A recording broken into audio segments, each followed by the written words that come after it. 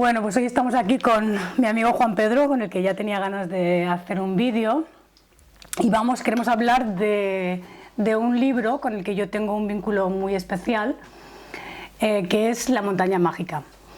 Y es que hay esos libros con los que uno tiene una relación casi tan intensa o incluso más intensa que con algunas personas. No sé si te pasa a ti también. Sí. Este es uno de los libros con el que yo tengo un vínculo muy fuerte. Es un libro que leí hace poco, y Juan Pedro también, ¿no? Lo tenemos los dos. Sí, lo he leído recientemente. Relativamente fresco. Y además es una de estas novelas en las que se nota que el autor pone mucho que es muy autobiográfica sin serlo, quizás, ¿no? O sea, tiene elementos autobiográficos, pero en esencia es una novela muy autobiográfica, y todas estas novelas a mí me parece que son muy buenas.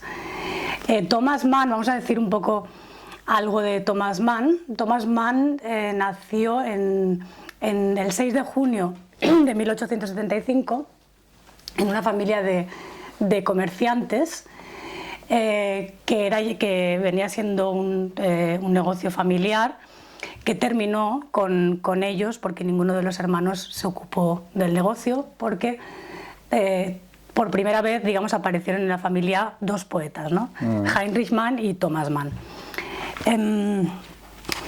Es una novela que apareció en 1942 y a pesar de que Thomas Mann había llegado después de la Primera Guerra Mundial a una conclusión parecida a la de Adorno, de que después de la guerra ya no se podrían volver a escribir novelas como antes, pues él sí lo hizo, pero hizo esta novela, que es una novela realmente algo distinta, en la que el Eros y el Tánatos están en una relación de la que hablaremos a continuación. Dime. Sí, no, de pronto a lo mejor estoy equivocado, pero había leído que la novela apareció en la República de Weimar en 1924. 42. 24, 42. O por lo menos que es la primera empezó. Publicación, no lo sé, tampoco estoy muy Creo que no, pero bueno, es lo de menos. Sí. O sea, publicada fue en 1942, lo que pasa que se empezó a escribir en esa época, bastante antes. Sí, seguramente la escribió en esa época, no sé, que él era uno de los escritores de toda esta gente que estaba trabajando en Berlín y la República de Weimar. Sí. Es una novela con un argumento sencillo, ¿no? Es como el protagonista Hans Castorp va a visitar a su primo Joachim Simpson a un sanatorio, y lo que iba a ser una visita de 3 semanas al final se convierten en 7 años, ¿no? Entonces el protagonista pasa 7 años se queda allí en el sanatorio. Sí. Y aquí hay que decir que este tema de los sanatorios era, pues, en aquella época y en ese sector de la sociedad, como un lugar de refugio muy común, ¿no? para melancólicos y enfermos de los nervios, que se decía entonces, y como lugar de reposo también. Claro, este sanatorio sobre todo está enfocado a las enfermedades tuberculosas, ¿no? Porque entonces está muy de moda, aún no se habían descubierto la penicilina. Cuando él lo escribe, en el momento que él lo sitúa, que es antes de la Primera Guerra Mundial, entonces que precisamente la novela, como sabes, acaba con la Primera Guerra Mundial. Pero entonces, en ese momento, los sanatorios estos situados en Suiza, en la Alta Suiza, en Davos, aquí lo que es una palabra que seguramente os suena, porque ahí se reúnen actualmente los millonarios, en Davos, pues era para la clase alta europea, la gente que tenía mucho dinero, ¿no? Aristócratas y financieros y banqueros. Entonces es un sanatorio de lujo, realmente, donde están Pero es cierto que hay gente que tiene un diagnóstico de un tipo de enfermedad, sobre todo enfermedades relacionadas con la tuberculosis. Pero este era, o sea, el de Davos era un sanatorio, supongo, la verdad es que no lo he visto bien. Uno de los primeros de Europa, sí. Donde iban enfermos de tuberculosis, pero el hecho de los sanatorios, y había uno que se llamaba en el que está inspirada la novela. O sea, la novela tiene como 2 sanatorios que son puntos de inspiración. Uno es donde en realidad él visitó a su mujer, que estaba enferma. Ah, eso no lo sabía. Sí, mira, y de hecho él cogió un catarro cuando estaba allí visitando a su mujer, y dice que resistió a la tentación de quedarse, de prolongar su estancia a 6 meses y se marchó. Esa fue, o sea, fue el un poco input vivencial que le hizo luego para la novela. Que fue un poco lo contrario de lo que hizo el protagonista Hans Castorp, ¿no? Claro. Él se quedó. Su alter ego. Su alter ego. El doppelganger del que hablaban. Exacto. Y luego él sí que había pasado tiempo en otro tipo de sanatorios, uno en Riva, que me parece que es Hungría o la República Checa, no lo tengo muy claro, donde también estuvo Freud, estuvo Kafka y su hermano Heinrich Heine. ¿Ah, sí? Y este era un sanatorio para enfermos de los nervios, como se decía antes, sí, y diabéticos. Los ¿no? Y allí, locos, ¿no? Los locos, sí, los melancólicos. Y allí sí que pasó... es una especie de locura también. Sí, allí sí que pasó él bastante tiempo y también sacó inspiración, por ejemplo, para el personaje este de Begens, el Laita, ¿cómo se dice? El médico que llevaba, digamos, o sea que todo esto, por lo que estás comentando, tiene mucho que ver con la biografía de Thomas Mann y sí, estamos ahí aún. Sí. Es interesantísimo, ¿no? Sí. Además, y esto, bueno, por ejemplo, Proust, él dijo que para una persona, que estos lugares de los sanatorios eran centros de seducción y perversión de los jóvenes, porque él decía que también se ve en la novela que al cabo de un tiempo de estar en un sanatorio joven ya no podía pensar en otra cosa más que en la temperatura y en el flirt, en flirtear, pero que después de más de 6 meses ya nunca podría volver a pensar en otra cosa. Y Freud, Proust, por ejemplo, pasó casi la mitad de su vida en sanatorios, ¿no? O sea, tenía razón que había gente que no encontraba el camino de vuelta a la normalidad, que es un poco también lo que le pasa a Hans Castorp, ¿no? Sí, el protagonista es lo que ocurre es que se queda fascinado con ese ambiente, donde se encuentra muy cómodo y donde no quiere salir, a pesar de que él teóricamente, bueno, y realmente no está enfermo. Ya sabéis que Hans Castorp llega allí, hay películas sobre la montaña mágica, a visitar a un primo suyo que sí está enfermo, ¿no? Que es militar y que el primo quiere salir de ahí, pero está realmente enfermo, no puede salir. Y Hans Castorp llega a visitarle, proveniente de Hamburgo, además de una rica familia de comerciantes hamburgueses que tienen astilleros y él iba destinado a ser ingeniero de barcos, ¿no? Una profesión totalmente racional y dedicada a ganar dinero. Y nada ningún tipo de lucubraciones metafísicas ni filosóficas, sino que era un hombre práctico de la burguesía hamburguesa, la burguesía alemana del norte de Europa. Y claro, muchísimo dinero, su familia, ¿no? Y llega ahí a visitar. Fíjate que esas son las connotaciones también con la familia de Thomas Mann. Sí. Como sabes, él era hijo también de comerciantes hamburgueses.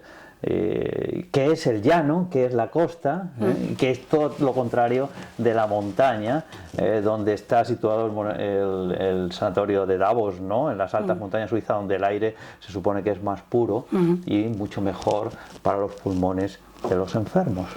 Algo que seguramente hemos escuchado nosotros bastante cuando éramos niños, ¿no?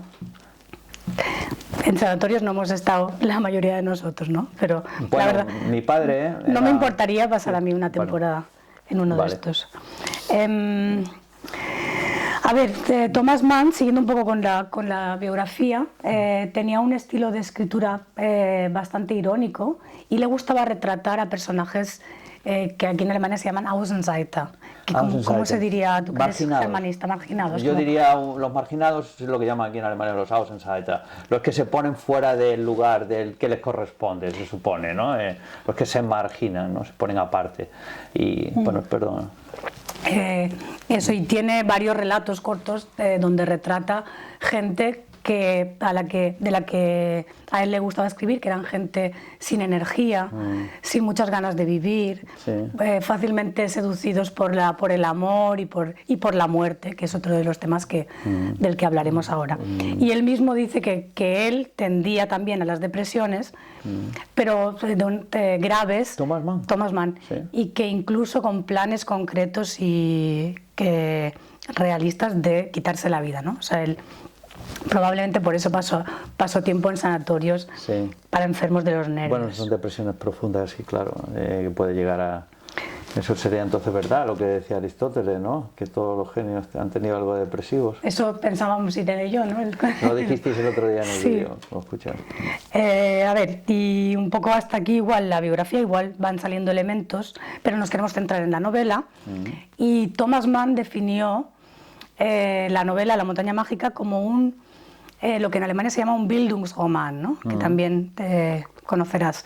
Sí. ¿Cómo lo describirías tú? ¿Qué es un Bildungsroman? Es una novela de enseñanza, de formación, Bildungsformación, ¿no? Que digamos que te da una formación para tu vida, o una edificación para tu vida, que aprendes algo en la novela, ¿no? ¿eso es un poco? El que aprende es el protagonista. Es como una novela donde el protagonista hace una especie de viaje y aprende algo para la vida, ¿no?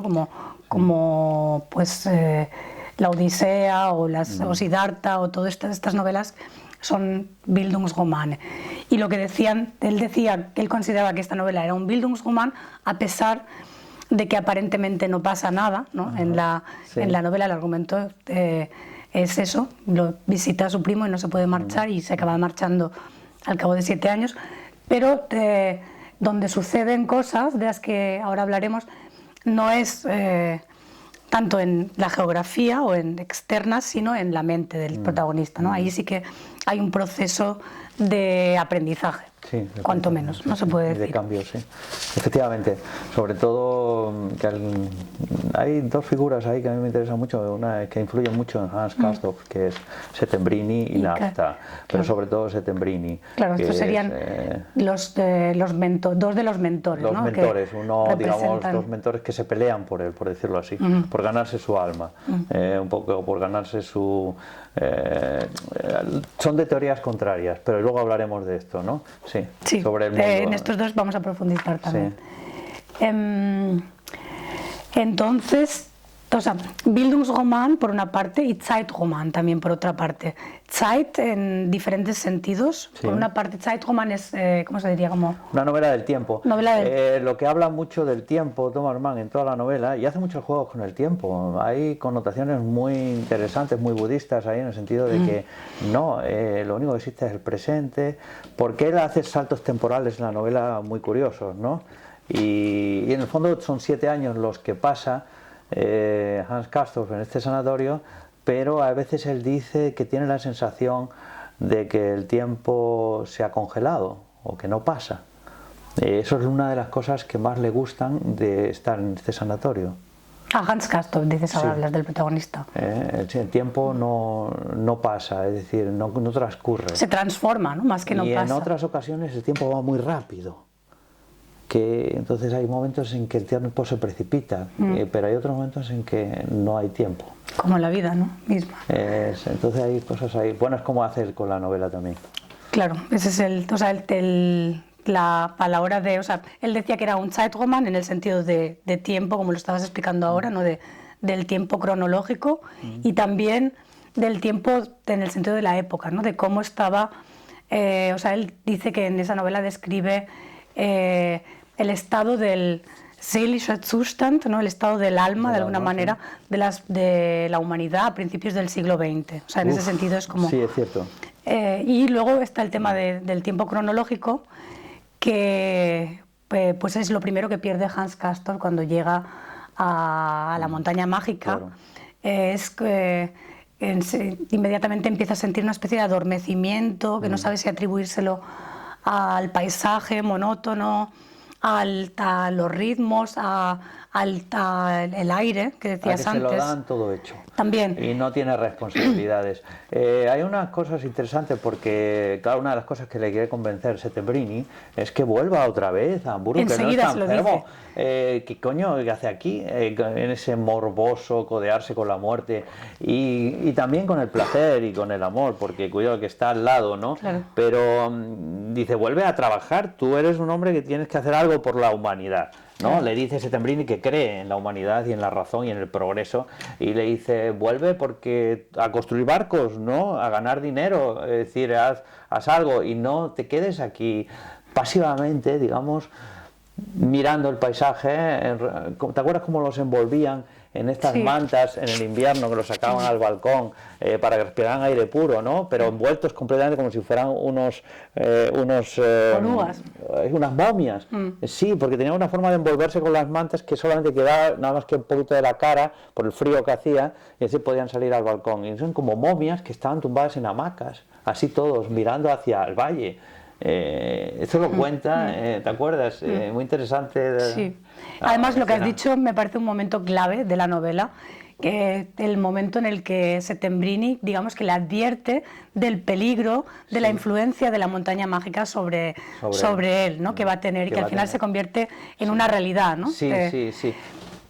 Y, pero Settembrini se equivoca, porque eso fue una enseñanza para Hans Castorp. Aunque esa enseñanza quizás se pueda ver que acabó negativamente, porque al final él se va a la Primera Guerra Mundial a combatir y bueno, ahí acaba la novela, ¿no? Pero bueno. Sí, pero ese es el momento donde él podría haberse dado cuenta que se está metiendo en algo y decide o se deja atrapar. Y aquí entra un poco el tema del que quería hablar antes de empezar también, que es el tema del motivo de la montaña mágica, ¿no? Que es un motivo también muy simbólico de ese lugar que te seduce y que en el que, lo que decía Thomas Mann también de los sanatorios, ¿no? Es como representa un lugar donde tú vas y te transforma de una manera que sin darte cuenta te atrapa en otra forma de vivir, acabas transformando tu sentido de la realidad y del tiempo y del que se hace difícil salir, ¿no? Y Germán dice, que él ha leído el libro hace mucho tiempo, me dice que ahí, en ese lugar hay una especie de concentración de energía especial, ¿no? Que hace que las cosas sean diferentes, ¿no? Pero bueno, eso son elucubraciones. En el fondo es que también lo dice en la novela, ¿no? Es como, es un lugar cerrado. O sea, yo he tenido sensaciones parecidas de desvinculación con el mundo. Por ejemplo, una vez que trabajé en un barco, o sea, cuando uno se mete en una sociedad en la que de repente se convierte en tu sociedad y te separa de la vida real, no como un sanatorio. Y todos los días, o sea, como todo gira alrededor de esa gente a la que vas viendo todos los días y que acaban formando una especie de familia. O sea, te acabas atrapado, como no ves el mundo real, te acabas separando, incluso generando una especie de distancia como dicotómica, como lo cuentan en la novela, ¿no? Como que el mundo acaba perdiendo el contacto con el mundo real, con lo que es la vida burguesa, y aquí esta vida acaba perdiendo el atractivo, porque todo sucede en ese lugar cerrado, que es el sanatorio, con el comedor, con Madame Chauchat, de la que también hablaremos, ¿no? Bueno, ahí entra el amor con Madame Chauchat en la vida de Hans Castorp, que nunca había querido o nunca había amado verdaderamente, ¿no? Y porque era muy joven, también. Era muy joven y de pronto se fija en una mujer que le fascina, que es Madame Chauchat, es rusa. Estamos hablando de la Rusia antes de la Revolución Soviética, es decir, cuando escribe Thomas Mann la novela es antes de 1917, que es la Revolución de Octubre. Entonces, pues los rusos de la alta sociedad, que su marido es un funcionario que está en Dagestán, entonces el marido nunca aparece, o parece que... Bueno, ella vive ahí, está enferma, se supone, y es una mujer que no la describe como muy guapa Thomas Mann en la novela, ni mucho menos. Dice, pero que tiene un atractivo especial. Chauchat dice gato caliente. Un poco rasgados, sí. Los ojos un poco orientales, un poco tártaros, ¿no? Y es salvaje. Es salvaje. Hay un misterio ahí para Hans Castorp que le fascina, ¿no? Porque él nunca había visto una mujer como esa, ¿no? Entonces, peligrosa, pero poco convencional, tiempo, ¿no? Atrevida. Sí, siempre entra en el comedor dando un portazo. ¡Pah! Y entonces, eso te lo describe Thomas Mann en la novela, ella tenía que llamar la atención, ¿no? Es decir, entonces... Es muy extraño porque luego está... hay muchos personajes, por ejemplo, el doctor que lleva el sanatorio.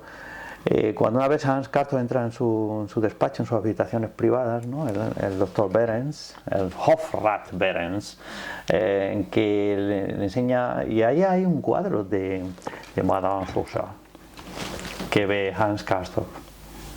donde se ve, describe muy bien el color de su piel, ¿no? Habla del color, porque está escotada en el cuadro, y es muy interesante, muchas cosas, connotaciones. Luego pero bueno, no te quiero... No, me acabo, es que el amor, hemos hablado del tiempo... No, al amor volveremos. Del amor, la erótica, bueno, yo diría la erótica, más que el amor. El erotismo. Es un erotismo muy fuerte el que hay en la novela todo el tiempo. La música y la muerte y la vida. Serían los temas fundamentales que yo he visto. ¿Por cuál quieres que continuemos? Sí. Podemos continuar si quieres, ya que hemos hablado de Madame Chauchat y de el amor. Sí. Porque además hay que decir que Hans Castorp había perdido a sus padres, ¿no? De pequeño, ¿no? También era su tío era un tío que le cuidaba, sí. Y ahí se le despierta, o sea, con Madame Chauchat se le despierta una obsesión, ¿no? Un amor que no va a ningún sitio, que nunca se llega a consumar. Yo creo que sí hay un momento, ¿no? Sí, la noche de carnaval. Pero no te lo dicen claramente en la novela, porque no podían decirlo en aquella época. Pues que Madame Chauchat era de casco fijero, como se suele decir, y no creo que fuera el primero Hans Castorp. Hay sugerencias en la novela de que estuvo con el director del hospital, ¿no? Y también... Y con Piepercorn. Y luego cuando viene con Piepercorn, con el holandés, que es su amante, pero ella tiene un marido ausente, siempre está ausente. Pero fíjate que todo el mundo, que aparte del sanatorio, es ausente, no hay ni hijos, ni familia, ni nadie. Pero digo con él, o sea, con Hans Castorp, ¿no? La mujer no parece, o sea, es una mujer, pues eso, que representa más bien... Lo que representa para él. Pero hay un momento, a mitad al cabo de 7 meses, de hecho, donde por fin él se atreve a hablarle, que es la noche de carnaval, donde todo está transformado. Es fantástico ese capítulo, sí. Es de lo mejor. Y ahí tienen esa conversación tan mágica, Madame Chauchat y él.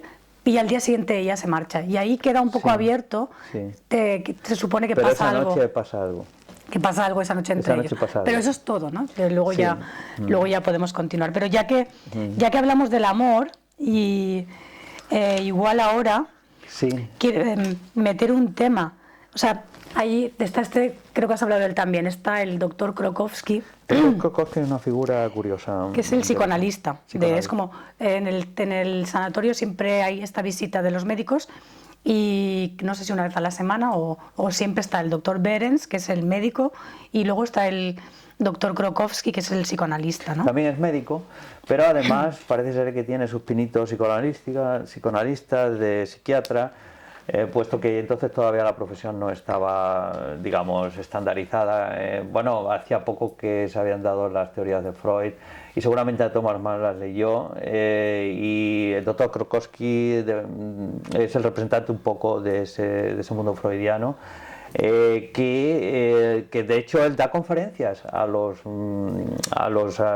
enfermos, a los asistentes, los que viven en el hotel. Les da conferencias, ¿no? Y son muy populares sus conferencias sobre el amor, claro, yo se quería sobre la erótica, y Hans Castorp acude a algunas de esas conferencias, y también Madame Chauchat, ¿no? Por supuesto, que el Tom Perrin también tiene una consulta privada, psicoanalítica, ¿no? En lo profundo del hospital, donde van algunos enfermos, ¿no? Y él le dice a Hans Castorp, no, tú también tienes que venir a contarme tus problemas, porque es interesante, ¿no? Porque todo, bueno, no te quiero interrumpir, pero ese es el doctor Krokowski, quiero haberlo presentado. A mí me parece una figura un poco me tienes que interrumpir, porque si no te hablaré yo sola. Sí. Es que siniestra. Sí, bueno, verás. Es que hay una conferencia, tengo una cita, la he traducido yo, o sea que está mal traducida, pero hay una cita de la que quiero hablar, porque habla de la relación entre el amor y el puritanismo. Y ese puritanismo que hoy está tan en boga desde diferentes frentes, como la medicina, el feminismo, incluso la alimentación, la psicología también, el veganismo, la cultura de la cancelación, esa tendencia a la censura que representa el puritanismo siempre, ¿no? El alcohol también, que esperemos que no se censure. Hombre, naturalmente era una sociedad de aquel tiempo muy puritana todavía, por eso les gusta... Pero hablo de la de ahora, por eso quiero hacerte la comparación. En la novela evidentemente esta gente pues les gusta ese sanatorio en Davos, que es como un hotel de lujo, pues porque hay una mayor libertad de costumbres, ¿no? También, que no claro. pueden ellos conseguir en las situaciones normales de la vida burguesa de aquel tiempo en Europa. Claro. Entonces, a pesar de que son gente de la clase alta, tienen muchas fiestas. La noche de carnaval es interesante, ¿no? Y hay relaciones amorosas entre miembros de la comunidad, con frecuencia, que te las describen, además muy cercanas a la muerte, ¿no? Porque muchas de esas personas saben que están sentenciadas y tienen poco tiempo de vida, entonces quieren aprovechar el tiempo para amar, ¿no? Es interesante. Sí, puedes decir. Por lo que estáis contando, me parece que el concepto este de magia no es nada baladí, que incluso está implícito dentro del título de la novela. Claro. Y estáis contando de esos caracteres tan marcados, esos individuos. O sea, me parece que es un libro. Yo he visto la película, que es malísima. ¿Cuál, la alemana o sí, la que nos la manda. alemana? Pero, sí, Yo quería ver, pero bueno. Lo que contáis me parece que sí que es una exaltación del individuo y acaba precisamente con la Primera Guerra Mundial, que es la desaparición del individuo. O sea, sí que me parece que es importante esto de... Sí. Vuelvo a la cita para terminarla porque enlaza con el tema del amor en el que estábamos. Él dice que hay un enemigo, o sea, que hay una lucha implícita siempre, en realidad en todas las épocas, entre el amor y la castidad, o sea, o el puritanismo, ¿no? Sí. Y se pregunta, esto es una conferencia del doctor Krokowski, ¿no? Él lo está contando. Dice, ¿y cómo termina esta lucha? Dice, pues termina siempre con el triunfo de la castidad, porque el miedo, el decoro, el asco, la temblorosa necesidad de higiene, todo ello reprime el amor. Pero es un triunfo que lo es solo en apariencia, un Scheintriumph que dice ahí, porque el amor no se deja encadenar, violar. El amor reprimido no está muerto, vive y espera en la oscuridad su momento de erupción. En algún momento perforará la castidad y reaparecerá, si bien transformado, con otro rostro, y no será reconocible. ¿Y cuál es esa máscara? ¿Cuál es la forma que el amor elige para retornar? La enfermedad. La enfermedad, sí. O sea, el contraste que él establece efectivamente es que entre el amor y la enfermedad, más que si reprimes el amor, de alguna manera puede aparecer. Es que es un poco, eso es Freud, como tú bien sabes. Por eso las conferencias del doctor Krokowski, ¿no? Es decir, no podemos estar reprimiendo nuestros impulsos continuamente, ¿no? Que en pos de la cultura, ¿no? El malestar de la cultura, todo eso. Del tema del Eros y el Tánatos, ¿no? Está muy presente en la novela, y ya que nombras a Freud, y aquí tenemos a Irene también, si quieres decir algo aquí, pero hay lo que decía Thomas Mann, que él había jugado con ese concepto de la mente y el cuerpo, y como jugando, ¿no? No considerándolos como una especie de enemigos, ¿no? Sí. Y estos impulsos o sea, el Eros, que es el impulso que te vincula con los demás, ¿no? con la vida, que también, o sea, representado por el amor, pero también por la figura de Settembrini. Y luego está el Tánatos, que es ese impulso dionisíaco, Sí. que en realidad te hace, lo que quiere es la satisfacción de tus deseos. Y que está un poco también representado por Nafta, curioso, También. ¿no? Es O sea, por eso a ti te gusta sí. Nafta también. Es interesante Nafta, Sí. una figura muy negativa, como la pone Thomas Mann, pero al mismo tiempo... Yo no la encuentro negativa, ¿eh? Pues ahora hablaremos de ella, pero yo no la veo negativa, pero... No, digo como la presenta Thomas Mann en la novela, porque al final le hace pegarse un tiro, ¿no? Ya sabes que efectivamente Nafta y Settembrini, si lo puedo contar brevemente, acaban, como siempre están discutiendo sobre unas discusiones bizantinas, pero ahí va el tema, y tienen dos puntos de vista completamente diferentes acerca del mundo. mundo. Un poco qué representan. Explica un poco qué representan, si quieres, ya que hablamos de ellos.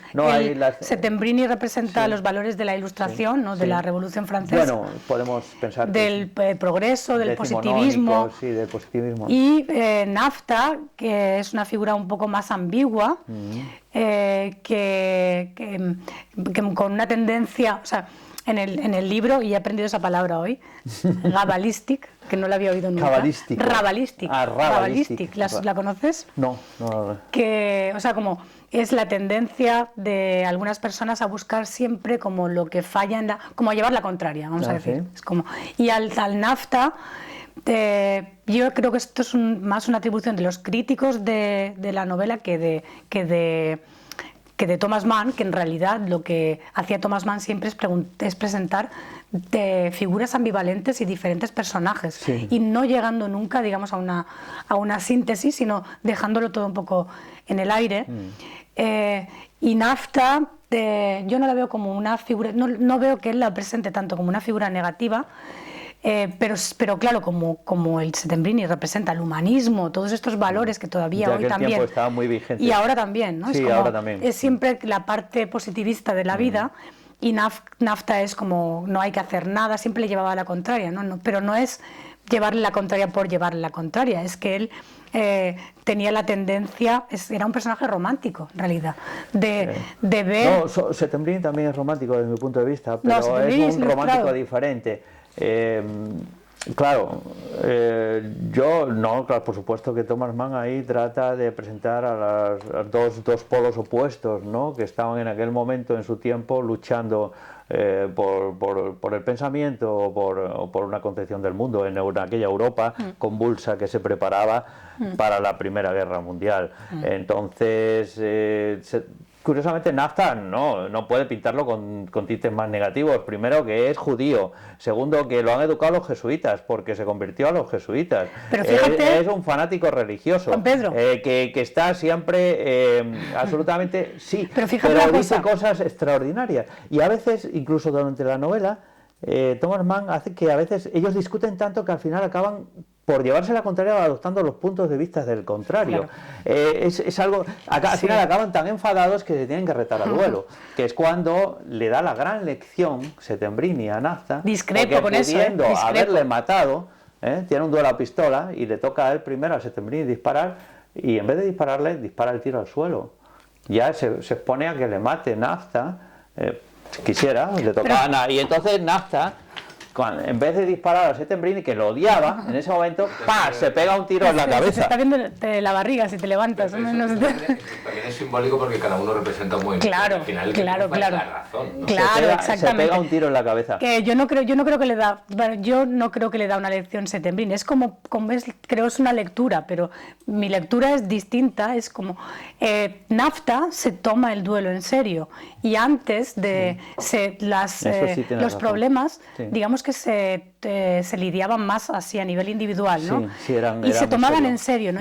Y Nafta, si recuerdas, es que tengo ahora la escena de la película, pero si recuerdas la escena, Nafta queda muy frustrado cuando Settembrini dispara al aire, porque para él es una señal de que Settembrini no toma en serio la discusión. O sea, es como no se implica profundamente con su punto de vista, ¿no? Claro. Entonces Nafta se pega un tiro. Bueno, yo no lo interpreté así, en el sentido de que yo creo que Settembrini, la reflexión que tiene, que la cuenta creo Thomas Mann en la novela, es que dice, si le mato, estoy en condiciones de matarle, voy en contra de mis ideas.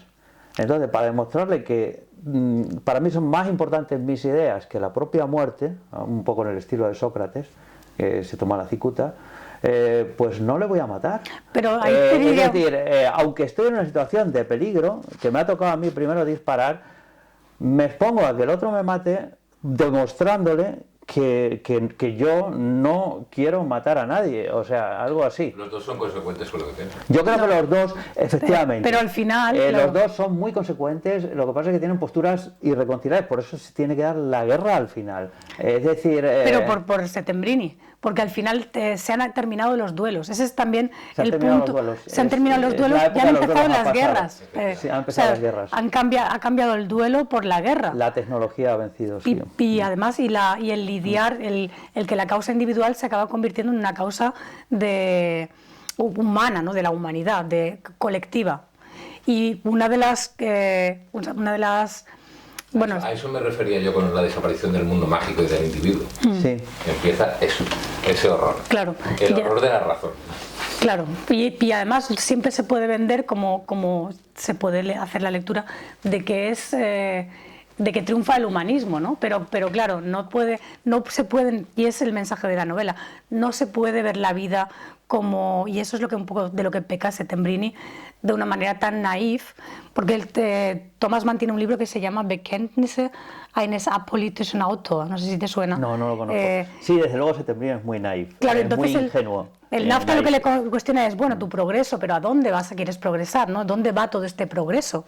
Pues no va a ningún lado, ¿no? Es progresar. Sí, además es el absurdo, porque además es cierto, porque él está sin progresar, es un hombre pobre que no tiene nada, está ahí vegetando y que tiene sueños de grandeza, pero que nunca realiza. Y está en la montaña mágica, ¿no? Él le da el consejo al Hans Castorp, pero él nunca ha bajado de allí. Bueno, Settembrini realmente está en el sanatorio al principio, pero luego se va porque no tiene dinero, se va a una casucha, a una guardilla pobre en el pueblo, ¿no? Donde también Nafta escoge también vivir, y entonces la misma casa viven uno encima del otro, imagínate.